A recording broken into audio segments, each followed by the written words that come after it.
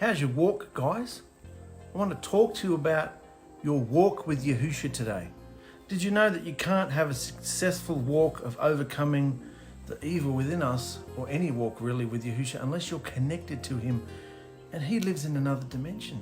So how are you going to connect with that dimension?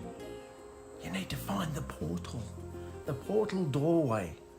Do you know that Yahusha is the door? He called himself the door. Now, we never really understood it like that, did we? He was the door to what? You've got to go through a doorway. What for? Into the kingdom, into the reign, into heaven, all these words we've used in the past. Where are those things though? Oh, it's up in the sky somewhere. No. The reign. Where is the reign? Where is his kingdom? Where is his domain? Where is his dimension? Where is it? It's in the... You've got to go through the portal. Have you found the portal? Did you know there is a portal? A bridge between dimensions. A portal doorway. Yahusha is that door. We need to find that. I want to talk to you about your path today, because it's all about finding this portal and connecting with Yahusha so that you can walk with him. Walk means the way. Also means the rod for chastising, germinating as well. Well, this idea reminds us of many things in our walk. It's all about our walk. What is our walk? It's behaviour, obviously, isn't it? But how do we do it? How do we really successfully walk with Yahusha and know him? Yahusha tells us he wants to walk with his people. The only problem is we are unclean and need to be clean to walk with him in a real relationship, because the whole world is under the power of Hashatan and is therefore unclean and cannot communicate with Yahusha. Disconnected. He can't be around anything evil or unclean because he is set apart. You know, his dimension is set apart from ours, and you can't connect with him unless you are set apart like he is set apart. Yahusha used to meet Adam and walk with him in Yahuah in the cool of the day in the Garden of Eden. This was the favourite thing for Yahusha. Did you know that? This was his favourite thing to do, to be connected with us, with Adam and Yahuah. This was his favourite thing for Yahusha because he loved them so much. He loved them so much. Yahusha joined a portal, an arch. If you look up the Hebrew words for these things, it's like an arch. A doorway, a portal, an arch.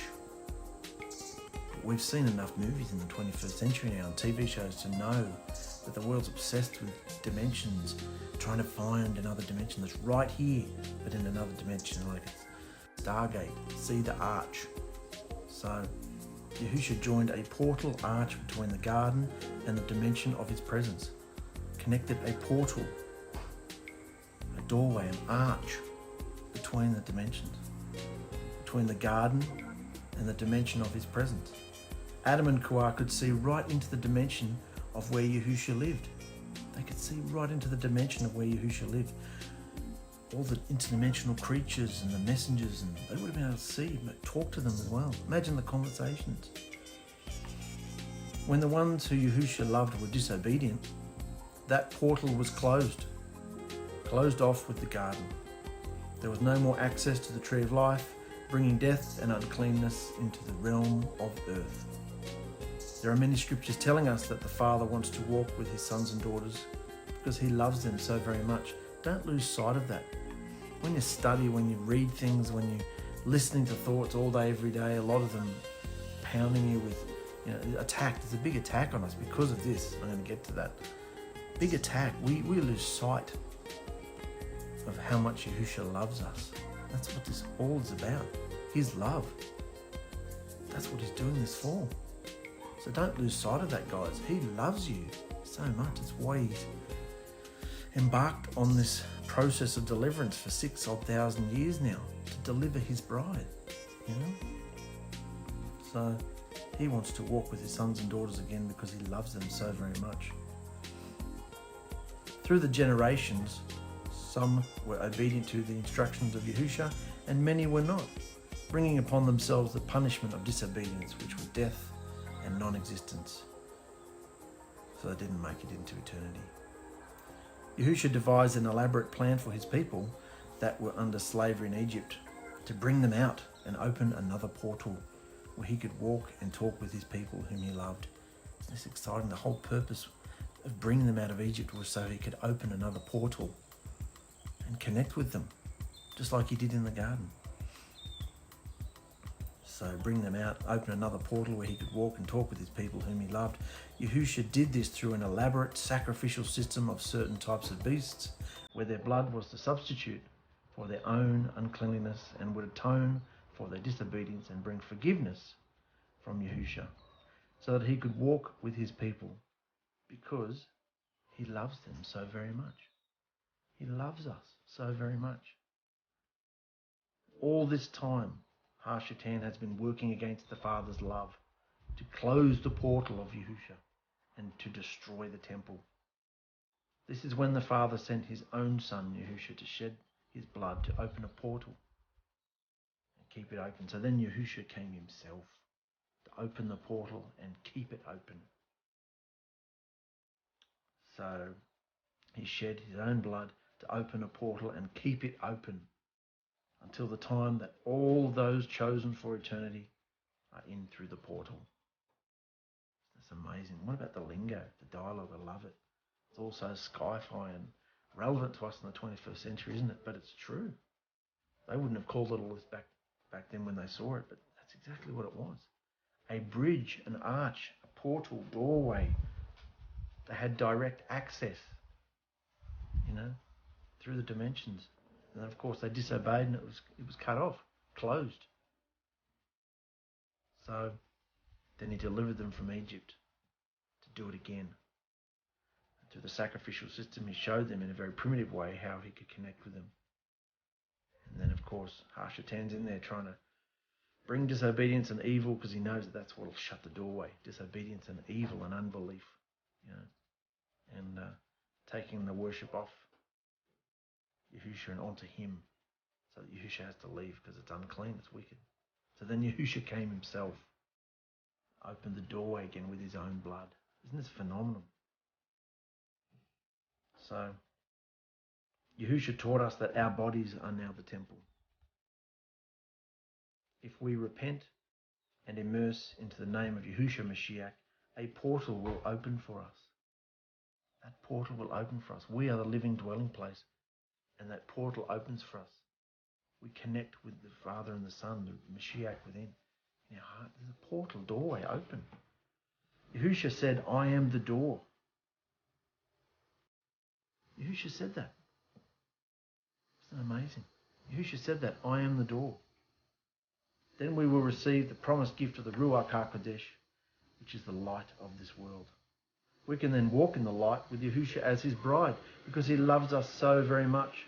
We can forge our relationship with our love to the depths of creation.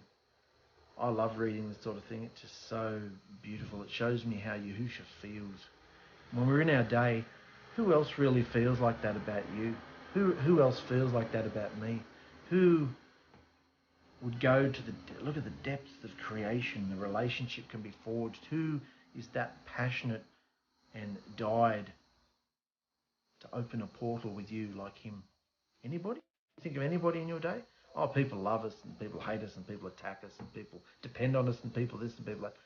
But no one like Yahusha. Who has gone out of their way to sacrifice themselves on the altar for you, so that a portal could be opened? Now look at Enoch. He impressed Yahusha so much, a portal opened and Yahusha took him. So all these men that had these relationships with Yahusha through the scriptures, they had a portal doorway open to them. Musha, what about Musha up on this glowing, completely glowing. So this is phenomenal, guys. This portal doorway is open to you if you've been immersed in the name of Yahusha and you've repented and called out his name, Yahusha. Repented, you've been grafted into YISHARAL, a new commonwealth of YISHARAL. And that's the only blood covenant he's ever made in this earth, with YISHARAL. He's brought 12 tribes of YISHARAL. And we get grafted into that company of people. So a portal doorway can open to us. This whole portal talk is just blowing my brains out, because that's the connection we have within inside ourselves. Within the tabernacle, there was the incense, the communication, to communicate with the Ark of the Blood Covenant. Well, that communication is now in our hearts. We can connect, come boldly into the throne room, he says, through the blood of Mashiach. We have direct access into the throne room of Yahusha. So, are you having that? Are you forging this relationship, guys? Are you having this relationship that's legally yours? You are legally entitled to this relationship because legally the price was paid for you and you now belong to him. You have power over evil. The evil within you anyway. You don't have power over evil out there. Yahusha has that power, but the power within us to say, no, I don't want to behave in that way because it breaks the heart of my bridegroom. A supernatural doorway is open for you because you've been covered in his blood in water. If you've taken those steps, forge your relationship and have him and go there. Love you guys. We're back soon. See you later. Hey everybody. Have you made up your mind yet inside yourself that Yahusha is the creator of the universe? Have you come to that place yet? Or are you still dealing with a father and a son and a ruach and all these other attributes that he is? Yahuah is Yahusha, is Yahusha, is Yahuah. The Father and the Son are one. And no one comes to the Father except through me, Yahusha said. He died and became that dimensional archway, portal, stargate into the other dimension. Through that dimension we can come boldly to the throne room of Yahusha himself and communicate. That's what we've been learning about the tabernacle for. We are that tabernacle. So this has been really phenomenal for us over here in Australia. We've been discussing just so much about the portal and what does that mean for us in our day. I mean, we've been through so much knowledge, but what is it all for now? We know that it's all about behaviour. The only way we can please Yahusha and get close to him and overcome and be perfected is through our behaviour. That's the only worship he accepts now. So it's all about the fruit of right behaviour. What is the fruit of right behaviour? Love, joy, peace, patience, kindness, goodness, trustworthiness, gentleness, self-control. These 9 fruits, I mentioned them in our last episode, in that article that Yahusha gave me. These 9 fruits come from that portal because they're him. He's growing those fruits within us. So whenever we are confronted with a situation, instead of us rising up in ourselves and just responding straight away, saying things, waffling on, getting angry, getting our back up, demanding and challenging and this, that, we take a deep breath, we have a moment, it only takes a second sometimes, and we go into that portal and we pull out a fruit. Yahusha presents to us a fruit.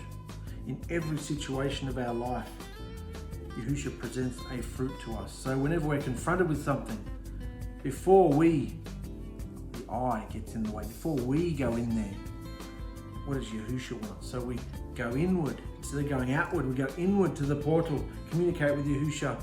Like I said, it only takes a few seconds, and say, what fruit do you want me to show here, Father? Should I be loving? Should I be kind? Should I be gentle?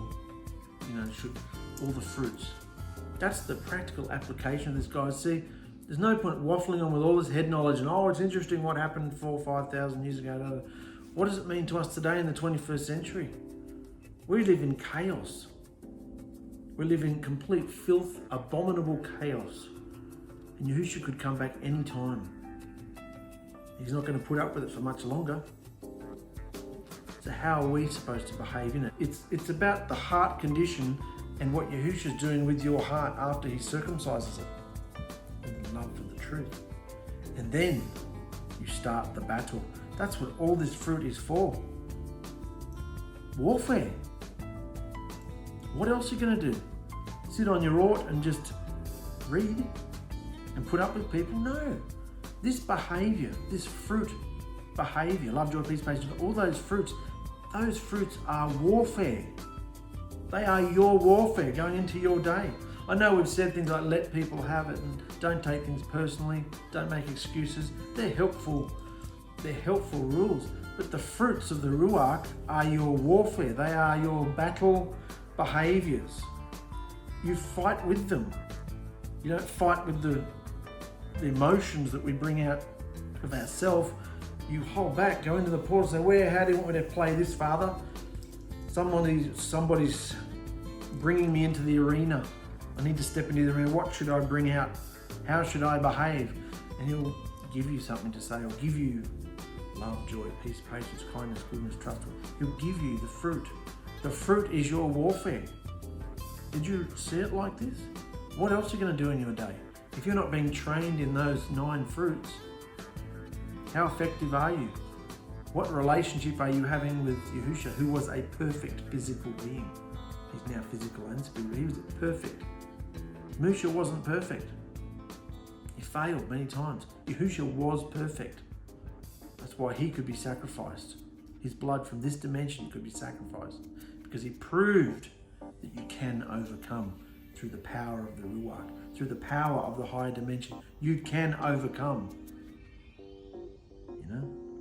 And this is how you overcome. This was phenomenal understanding this. We've been talking about it so much the last week or so, about the fruits that come from the portal. That's what it's for, to train us in right behaviour, train us into perfection, so that when the bridegroom comes, we are ready. We have a relationship with him. We've been communicating with him all day, every day, in and out, in between clients, in between customers, in between everything. We're communicating with him, and during, scripture says pray without ceasing, communicate without ceasing. We're having this real relationship. So when he comes back, we're not going to be foolish maidens, foolish virgins without the oil. The oil is the behaviour. The oil is the relationship of correct, obedient behaviour you're having with the bridegroom. That's what it is. It's not just Torah, head knowledge. You've got to be full of the Torah oil. Yeah, but what is that? Does that mean you just got to read all day? No. Application. Going into the Stargate, the portal archway, going in there and getting the goodies which are correct behaviour, and using them in your day to fight evil. You don't go out there to fight evil. You're wearing your armour. You don't have to fight evil. It'll come to you. Evil is there the minute you flicker your eyes open, the minute your brain boots up of a morning. Evil is there ready, waiting for you. The first thing you do when your eyes flicker open, your brain switches on, you've got to put your armour on. Sword, shield, helmet, breastplate to withstand the fiery arrows of Hashitan. And we go forward with this behaviour, Yahusha's behaviour of righteousness. Yeah? That's what we're being trained for, flogged, rebuked, and disciplined and chastised, so that we will bring forth the right behaviour. The fruits of right behaviour. Otherwise, what are we doing? What's it all for? Are you having this experience? I wasn't having the experience like this, but going through these scriptures and discussing it among the body and the bride has just been phenomenal. Anyway, I just wanted to break in this afternoon and tell you about the portal and what comes from the portal. This whole experience is about love, isn't it? Isn't that what the emissaries felt when they looked in his eyes? They just went, and they followed him. Like almost in a trance, they followed him. They just felt this amazing love, this softness, this gentleness, kindness. Who in your day is kind to you? Who talks softly and gently and kindly and lovingly to you in your day? Is there anybody? I don't. Do you? My life is a whirlwind of chaos as far as everybody around me goes. Who is it? Yahusha. Yahusha speaks like that. He is all those fruits personified. Remember we talked about the living water personified, the healing. He's the oil personified. He's the bread personified. He's the living Torah, the living instructions, all the scriptures personified. And he is the fruits personified. So when you go into that, go inward to your portal, to your throne room. Go boldly into the throne room in every situation you find yourself in and say, assist me, help me, speak. What should I say here? It's most of the time, it's not even what should I say here, it's how should I behave here? Most of the time, we don't have to say anything. Shut up. It's what should I do in this situation?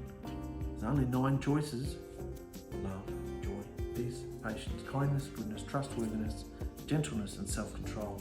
If you're not behaving those things, that's how you know you're listening to a demon. And that's how you know in your day, if nobody is treating you like that, that's how you know what controls everybody. That's the warfare. That is the spiritual warfare that you're going out into your day amongst the walking dead, those who have been taken over by the enemy. And most of them are in your own home, those closest to you, controlled by the walking dead. And so you can either be like them and get involved, or you can rise up with your weapons, take hold of the 9 fruits and wield them in every situation. Just remember, all these feasts are to train us in his love, train us to fight the battle. Not just the battle of evil that wants to come through us, not just the battle of self. The self that wants to get in the way all the time, the self that wants to stand in the doorway and get attention, depose. Look at this door that I'm teaching you about. I hope I'm not doing that for you here. I'm wanting to get the door open, keep it open for you, and then bugger off. I don't want to get in the door for you. The door is there. Run to Yahusha, in through the portal. If you haven't been immersed in his name, Yahusha, that's the first step. His blood and ritually cleansed in the water. You're circumcised. Your heart is circumcised. And his spirit comes within you, his ruach, to teach you, train you, flog you, rebuke you, to bring forth these fruits. This is the spiritual warfare, not binding and loosing and fighting and arguing and preaching and teaching. The warfare, the battle, is behaving these 9 fruits. So in every situation you find yourself in, draw from these 9 fruits. And that's how you do it. Don't get involved. Don't just let everybody have their insanity. Don't take them, what they're doing to you personally. Because they hate you. They hated Yahushua, they're going to hate you. Don't take the hatred personally. Rejoice. You are being persecuted for his name. So that's how you get yourself out of the way, by letting people have it, not taking them personally, their behaviour. But then what behaviour are you supposed to have? Go into your portal, into the secret place. Connect with your bridegroom. Call for a fruit. What fruit do I need in this circumstance, Father? And he'll give you one. Love them. Be gentle with them. Just be kind to this one. Then just be kind to them. Sometimes it might be self-control. Control yourself. Control yourself. Settle down. Go back down. Don't rise up. Go back down. Even if you have to cry, don't let anything cruel come out of your mouth. Harsh, unkind. Can you go there? This is where the bride's going, brothers and sisters. I'm so happy and proud to tell you, this is where Yahusha's bride is going. Because this is what he was like. He was completely unleavened. He was perfect. He had all these 9 fruits. Imagine walking around with him. Never made any mistakes. He was always right and was perfect. Well, that's the road we're on. Let's go, guys. Run. Hey everybody, are you finding these videos exciting? They're completely blowing my brains. I mean, our last episode was all about the portal, the Stargate, all the fruits that we get from the portal. We go into our portal, communicate with our bridegroom and say, Father, what fruits do I need in this situation? And you behave this fruit instead of behaving what you would want to do. in yourself, in your emotions, in who I think I am and what rights I have, and how dare you talk to me like this, and A, B, C, D, E, F, G, all these options that we have, we surrender all of our earthly rights and options, and we go into our secret place, in through the portal, and speak with Yahusha, and he'll say, just love, joy, peace in this situation. Just make peace. Calm everyone down, please. Patience. Have patience here. Have patience. Just be kind. Just be good. Do something nice for them. You know, you give you all these situations and fruits for them. So, and all this is invisible. I want to talk about this whole idea of invisible, because everything, as far as our belief is concerned, and Yahusha and the dimension, the portal, everything's invisible. You can't see it with your naked eye. It's all invisible. This is where our belief kicks in. This is where Yahusha said, your belief has made you well. You believe in me, even though you can't see, even though everything is stacked against you, and your symptoms, your sickness, everything, your debts, your slavery. I redeem you. I've forgiven you. You are healed because of your belief. Invisible, this says, is no excuse. What is invisible? Invisible is not visible, not perceptible by the eye. Invisible fluid, withdrawn from or out of sight. Hidden and invisible seen, not perceptible or discernible by the mind. Invisible differences, not ordinarily found in financial statements or reflected in statistics or a listing. Goodwill is an invisible asset to a business. In Romans chapter 1, we see, for since the creation of the world, his invisible qualities have been clearly seen. How can his invisible qualities be clearly seen if they're invisible? His invisible qualities have been clearly seen, being understood from what has been made. Understood from what has been made. Both his everlasting power and mightiness, for them to be without excuse. No one can say, when Yahusha comes back, no one can say that they never knew about him. That's how it's going to be. No one can ever say they don't know about him, because his invisible qualities have been clearly seen. It's all around us. And if you've been fed lies that they were created by some cosmic bang or something crazy or some other deity, that's not Yahusha's fault. No one has the excuse. Look here. Yes, Yahusha is on the other side of the invisible seam. What about that? The invisible seam. All men and women have access to his invisible presence if they are willing to approach him. We are all unclean. No one can stand before Yahusha in an unclean state, because they will be burnt up. We need to follow his instructions to become clean, enter the door to the throne room of his presence by receiving his Ruach. Then we can communicate with the Creator himself, and this is the way he loves to meet us. This is all tying in with the Jubilee and the Kinsman Redeemer, because look where the Jubilee year, the year of release and freedom, and who releases us, who gives us this freedom, who delivers us? Our Kinsman Redeemer on the other side of the seam. The seam, what does a seam imply? It implies to me, you know, the seam in clothing is really fine. In fact, the better the clothes are, you can't see the seams. That's how invisible they are, the invisible seam. To be able to have a piece of fabric in the form of clothing that has no join marks is just phenomenal. The dimensions are held together by a seam. Have you ever considered that? What does that say to us about those who think, you know, heaven is way out there in the sky somewhere? People who are trying to reach the heavens. In Babel, they're trying to build a tower up to reach Elohim. It's ridiculous. He's right here. Imagine the same earth sitting straight on top of the same earth in another dimension, separated by just a seam. This is phenomenal, guys. Wrap your minds around this. It's phenomenal. Deliverance and healings from our own miseries can only be achieved by accepting Yahusha's instructions of the way to live. This understanding is available to all men and women today. Yahusha gives life, Hashatan sows death. There are two ways to choose to live. One is to eternity, the other is destruction, as though you never existed. Two choices, makes life so simple.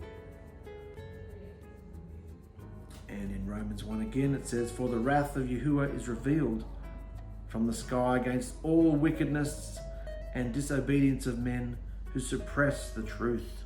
They suppress the truth in disobedience, because that which is known of Yahusha is manifest among them. For Yahusha has manifested, he's revealed it to them.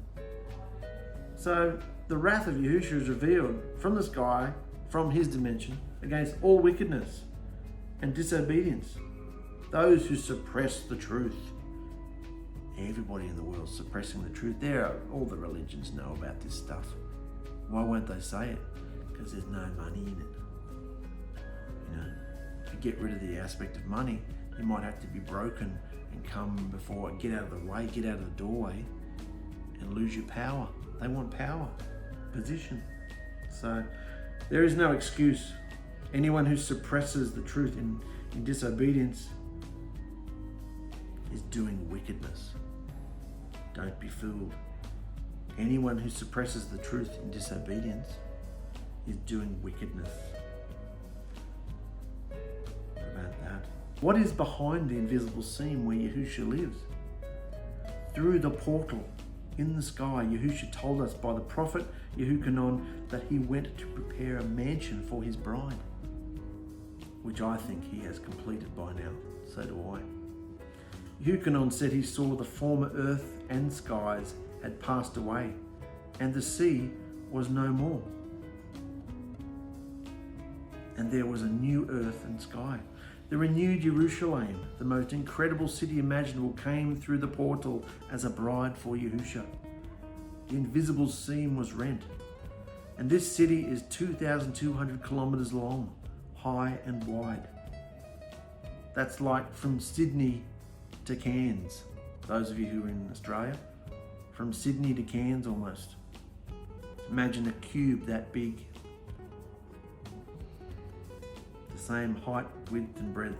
It has a wall 65 meters high all around it. The structure of the wall is covered in precious gems, producing the most amazing glistening effect. The wall has 12 gates, all made from one pearl each. The gates are never closed, and no unclean person can enter them. There is no temple or nighttime or darkness, because the esteem of Yahusha is the light of the city. And there is no need of sun or moon. The streets of the city were clean gold like transparent glass, and Yahusha shall wipe away every tear from our eyes. And there will be no more death, mourning or crying. There shall be no more pain, for the former things have passed away, and he has made all things new. Amazing. To the one who thirsts I shall give of the fountain of the water of life without payment. What pattern does that remind you of? Remember when Yahusha stood up and said, anyone who thirsts, come, I am the living waters. Anyone who drinks of me, out of his innermost being shall gush rivers of living water. To the one who thirsts, I shall give the fountain of the water of life without payment. There's no payment. What did we just read about? Don't charge your own family members. Don't enslave someone in YISHARAL. It's without payment. Don't take advantage of one another. Without payment. The year of Jubilee, year of release and freedom. What about this? The one who overcomes shall inherit all this. This is the key. To the one who overcomes. To the one who overcomes shall inherit all this. And I shall be his Yahusha, and he shall be my son. I shall be his Yahusha, his deliverance, and he shall be my son. And there shall by no means enter into it whatever is unclean, neither anyone doing abomination or falsehood, but only those who are written in the Lamb's scroll of life. So we know now, going through Leviticus, what Yahusha considers unclean ceremonially, and what he considers an abomination. Don't we? Because we've been going through it the last 18 or so episodes about the unclean and the clean, common. So when we read Leviticus, understand that the abomination, the behaviors that he considers are abominations, Remember them all. What were they all? All the things that we went through that were abominable behavior. He doesn't change his mind. Those behaviors will never be allowed into this new city, into this new eternal reign. When we read between the lines, we can let our imaginations see many things. But it is very obvious that Yahushua wants a clean behavior from his bride. Read Revelation 21 to 22 for more information. I want to overcome for Yahushua. Do you want to overcome for Yahushua? Because if you overcome, you become partakers of eternity. Imagine experiencing a life outside of time. A resurrected first fruit life. This is phenomenal, guys. The portal door, let's have a look here.